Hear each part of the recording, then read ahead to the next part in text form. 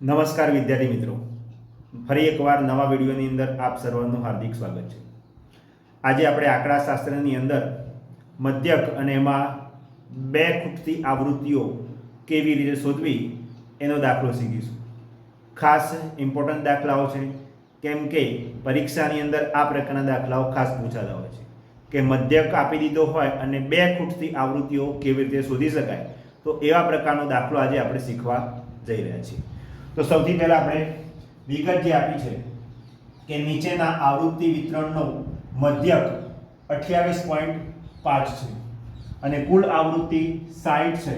તો x અને y ની કિંમતો શોધો. એટલે કે દાખલાની અંદર તમને મધ્યક આપવામાં આવે છે અને બીજું શું આપવામાં આવ્યું છે? કુલ આવૃત્તિઓ. અને x અને y ની કિંમતો શોધવાની કીધી છે. એટલે કે આવૃત્તિમાં x અને y, પરીક્ષાની અંદર એવું ના કે x અને y જ આપેલા, ઘણીવાર f1 અને f2 પણ પૂછી શકે, p અને q પણ પૂછી શકે. મતલબ કે ખૂટતી આવૃત્તિઓ આપણે શું કરવાની છે? શોધવાની છે. અને આ પ્રકારના દાખલાને આપણે શોધવા માટે રીત કઈ વાપરવાના છીએ? પદ વિચલનની રીતે જ આપણે આ વસ્તુને શોધવાના છીએ. તો સૌથી પહેલા આપણું કાર્ય શું કરવાનું કે જે આ કોલમ આપેલી છે આવૃત્તિઓની, એમાં જે આંકડાઓ દેખાય છે એ આંકડાઓનું આપણે શું કરી દેવાનું? ટોટલ કરવાનું. તો સૌથી પહેલા 6, 20, 15 અને 4 આનું ટોટલ પહેલા કરવાનું અને x અને y તો રહેવાના જ છે સાથે.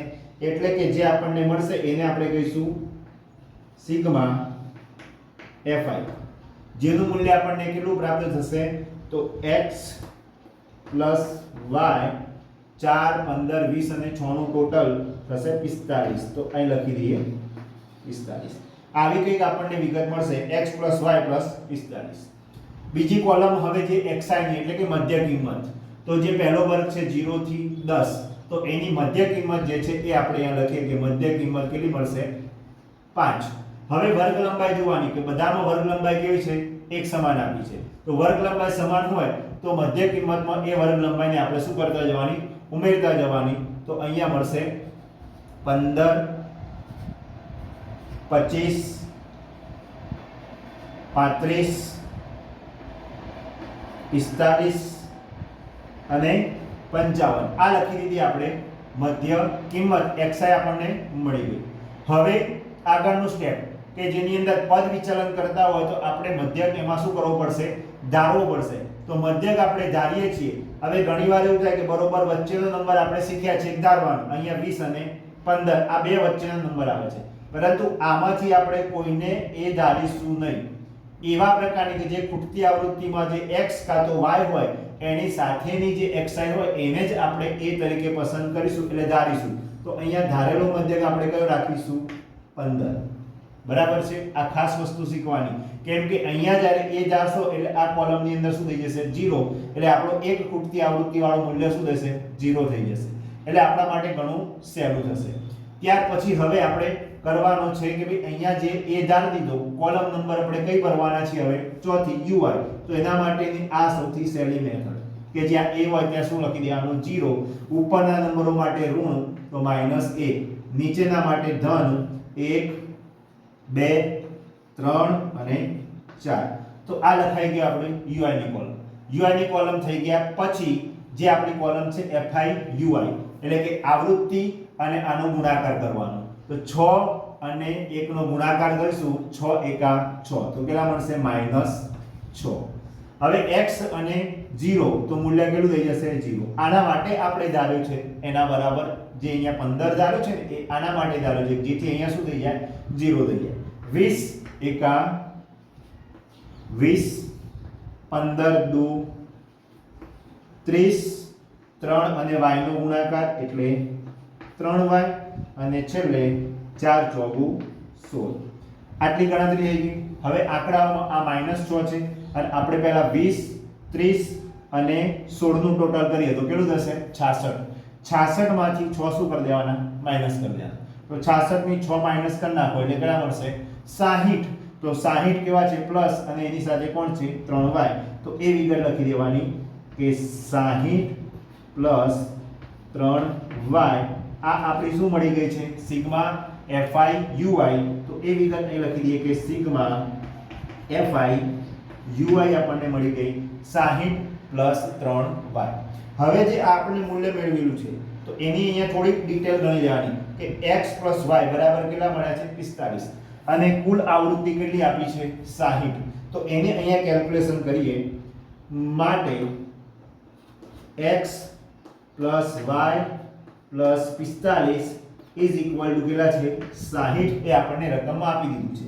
તો 45 ને આ બાજુ લઈએ એટલે માટે x પ્લસ y બરાબર 60 માઈનસ 45 જેથી આપણને એક રકમ મળશે x પ્લસ y બરાબર કેટલા 15. એટલે કે જે બે ખૂટતી આવૃત્તિઓ છે એ ખૂટતી આવૃત્તિઓનું ટોટલ કેટલું છે 15 છે, જેમાંથી એકની આપણને કિંમત મળે એટલે આની અંદર મૂકી દઈશું એટલે બીજાનો જવાબ મળી જશે. હવે આપણી જે વર્ગ લંબાઈ છે h તો એ h કેટલો છે 10. સિગ્મા fi તો સિગ્મા fi આ મૂલ્ય આવ્યું પણ મૂકવાની કઈ આવૃત્તિમાં 60. સિગ્મા fi uy તો 60 પ્લસ 3y મળેલા છે. ધારેલો મધ્યક કેટલો છે 15 અને અહીંયા આપણને મધ્યક કેટલો આપ્યો છે 28.5. તો એ કિંમત હવે આ સૂત્રની અંદર મૂકવાની શરૂ કરીએ માટે 28.5 બરાબર 15 પ્લસ સિગ્મા fi uy જેની વેલ્યુ છે 60 પ્લસ 3y. તો એ કિંમત મૂકીશું અહીંયા 60 પ્લસ 3y છેદની અંદર અહીંયા ખાસ યાદ રાખવાનું સિગ્મા fi તો જે કુલ આવૃત્તિઓ કેટલી આપી છે 60 તો એ મૂકવાની 60 અને h જે આપણી પાસે છે વર્ગ લંબાઈ કેટલી 10 છે. હવે આને સાદુરૂપ આપીએ તો 15 સૌથી પહેલા આ બાજુ આવશે તો 28.5 માઈનસ 15 અહીંયા જો આપણે કટ કરવું હોય તો કરી નાખીએ કે 10 6 60 એટલે આપણને ઉપર મળ્યા છે 60 પ્લસ 3y છેદની અંદર કેટલા છે 6. હવે અહીંયા સાદુરૂપ આપવાનું છે તો 28.5 માંથી આપણે 15 બાદ કરવાના તો મળશે આપણને 13.5 ગુણ્યા ભાગાકારમાંથી 6 કે આવી ગયો ગુણાકારની અંદર આવી ગયો અહીંથી અને આ બાજુ આપણી પાસે જે વેલ્યુ બચશે એ છે 60 પ્લસ 3y. હવે ગુણાકાર કરી દેવાનો કે 13.5 નો ગુણાકાર કોની સાથે છે 6 સાથે. તો ગુણાકાર કરો એટલે એ ગુણાકાર આપણને મળે 81 માઈનસ અહીંથી હવે 60 ને આ બાજુ લઈ આવો તો માઈનસ થઈ જશે બરાબર અહીંયા મળશે 3y. 81 માંથી 60 બાદ કરવાના છે તો એનું મૂલ્ય આવશે 21 બરાબર 3y. હવે ગુણાકારમાં જે 3 છે એ ભાગાકારમાં એટલે કે 21 ભાગ્યા 3 ઇઝ ઇક્વલ ટુ y.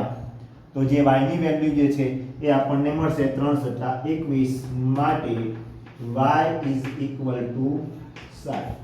આ થઈ ગઈ આપણની પહેલા નંબરની શું મળી ગઈ છે ખૂટતી આવૃત્તિ મળી ગઈ. હવે આ જે સમીકરણ આપણી પાસે છે એની અંદર y ની વેલ્યુ આપણે મૂકી દો એટલે કોની કિંમત મળી જશે x ની પણ કિંમત મળી જશે. તો એ અહીંયા લખીશું આપણે x plus y is equal to 15 જેમાં y ની જગ્યા પર આપણે કેટલા મૂકવાના છે 7 મૂકવાના છે. તો 7 મૂકીએ એટલે કે x પ્લસ 7 બરાબર 15 અને 7 જે છે એ પેલી બાજુ જશે એટલે શું થઈ જશે માઈનસ થશે માટે x બરાબર 15 ઓછા 7 માટે x બરાબર કેટલા મળશે 8. તો આ થઈ ગઈ ખૂટતી આવૃત્તિ x ની વેલ્યુ.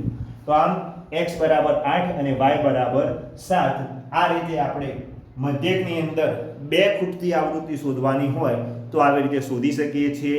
વિડીયો પસંદ આવ્યો હોય તો ચોક્કસથી લાઈક કરો, તમારા વિદ્યાર્થી મિત્રો સાથે વિડીયો શેર ચોક્કસથી કરો કે જેમાં મધ્યકની અંદર ખૂટતી આવૃત્તિઓ શોધવાની આવે એ દાખલા ખૂબ જ ઇમ્પોર્ટન્ટ હોય છે.